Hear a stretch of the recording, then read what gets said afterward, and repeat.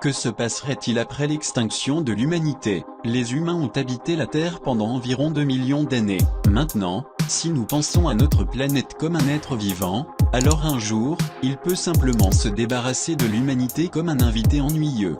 Dans cette vidéo, nous n'allons pas parler de comment, pourquoi ou quand, mais qu'arriverait-il exactement si nous disparaissions tous en un clin d'œil?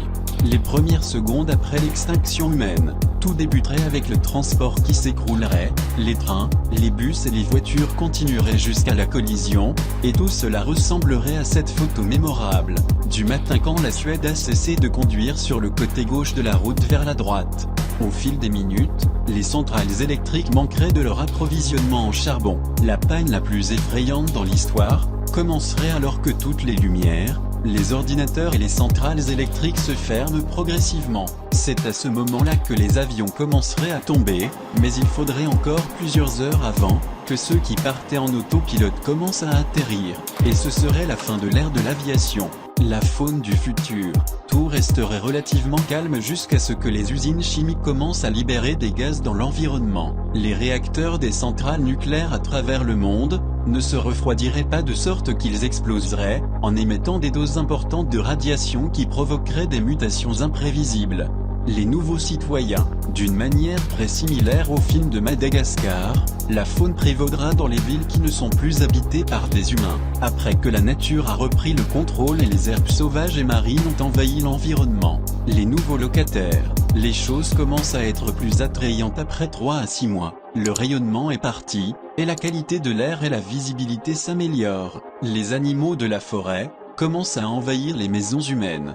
Londres est la capitale du marais. Il faudrait seulement 15 ans pour que les routes soient couvertes des algues. Avec chaque décennie, plus de végétation s'étendait sur les villes, les transformant en ruines pittoresques. Les maisons humaines pourriraient, et les cycles saisonniers de l'eau et de la glace feraient craquer le béton, et provoqueraient la chute des barrages et des ponts. En seulement 150 ans, Londres serait complètement couverte de marécages, comme c'était avant l'époque romaine.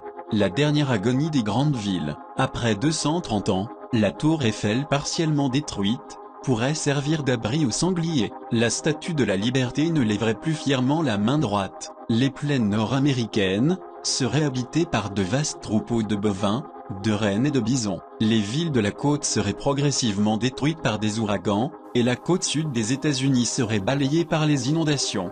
Les effets de l'humanité. Il faudrait 500 ans pour que les forêts retrouvent leur position sur la planète. Mais même après 500 ans, il y aurait encore des traces visibles de structures humaines, comme les 4 pieds de la tour Eiffel, ou le piédestal de la statue de la liberté. Les derniers vestiges de la civilisation. Après 25 000 ans, au lieu du réchauffement climatique, la Terre serait confrontée à un autre âge glaciaire. Cela n'aurait pas un impact aussi dramatique sur les espèces animales, et la plupart d'entre elles s'adapteraient aux nouvelles conditions.